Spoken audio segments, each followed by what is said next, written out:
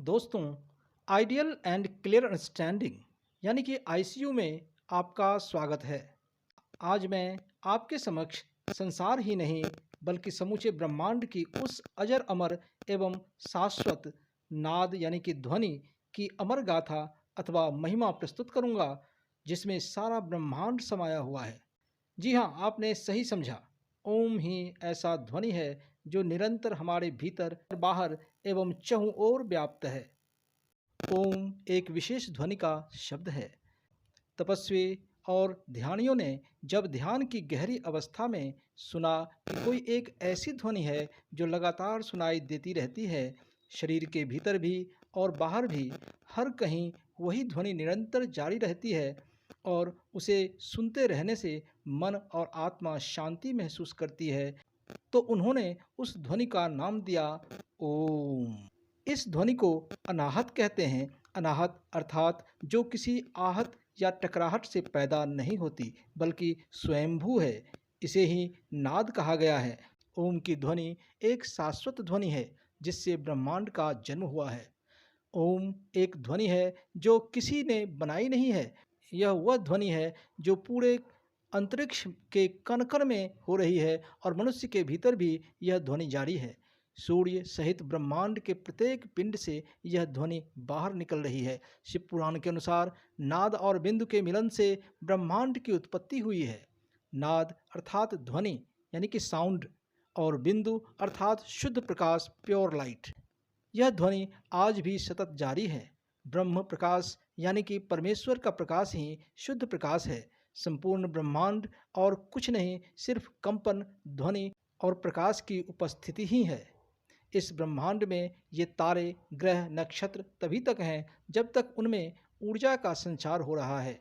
एक दिन सबों का अंत होगा और केवल नाद और बिंदु ही बच जाएंगे। ओम शब्द 3 ध्वनियों से बना है। अ, उ, म। अ ब्रह्मा का वाचक है जिसका उच्चारण द्वारा हृदय में त्याग होता है। उ विष्णु का वाचक है जिसका त्याग कंठ में होता है, तथा म रुद्र का वाचक है और जिसका त्याग तालु मध्य में होता है। ओ, उ और म शब्द की महिमा अपरंपार है। यह नाभि, हृदय और आज्ञा चक्र को जगाता है। यह ब्रह्मा, विष्णु और महेश का प्रतीक भी है। साथ ही यह भूलोक, भुवलोक और स्वर्गलोक का भी प्रतीक है। ओम ही एकमात्र ऐसा प्रणव मंत्र है जो आपको अनहद या मोक्ष की ओर ले जा सकता है। धर्मशास्त्रों के अनुसार मूल मंत्र या जाप तो मात्र ओम ही है। ओम ही महामंत्र और जप योग्य है। यह अनादि और अनंत तथा निर्माण, कैवल्य, ज्ञान या मोक्ष की अवस्था का प्रतीक है। सार यही है कि प्रणव मंत्र सांसारिक जीवन में प्रपंच यानी कलह और दुख दूर कर जीवन के अंतिम लक्ष्य यानी कि मोक्ष तक पहुंचा देता है। यही कारण है कि ओम को प्रणव नाम से जाना जाता है। दूसरे अर्थों में प्र यानी कि प्रकृति से बने संसार रूपी सागर को पार कराने वाली न यानी नाव बताया गया है। ओम के उच्चारण का अभ्यास करते करते एक समय ऐसा आता है जब उच्चारण करने की आवश्यकता नहीं होती। आप सिर्फ आँखों और कानों को बंद करके भीतर उसे सुने और वह ध्वनि सुनाई देने लगेगी। भीतर प्रारंभ में वह बहुत ही सूक्ष्म सुनाई देती है, फिर बढ़ती जाएगी।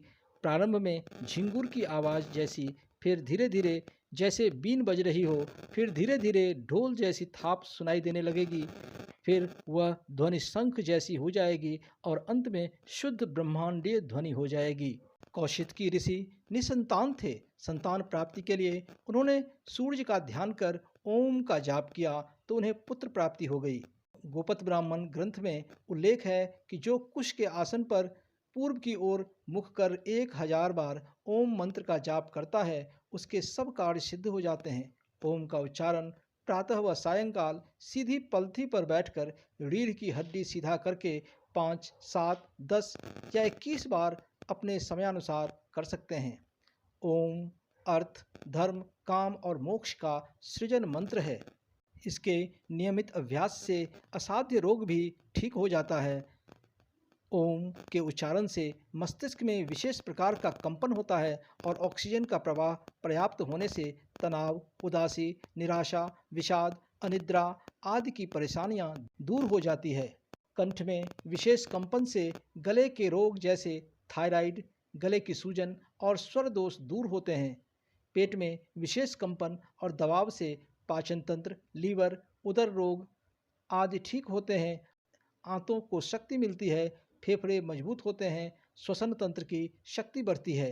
ओम उच्चारण की शक्ति से अंदरूनी ताकत में असीम वृद्धि होती है और किसी भी आयु वालों को 16 वर्ष के युवावस्था वाली जोश का एहसास होता है।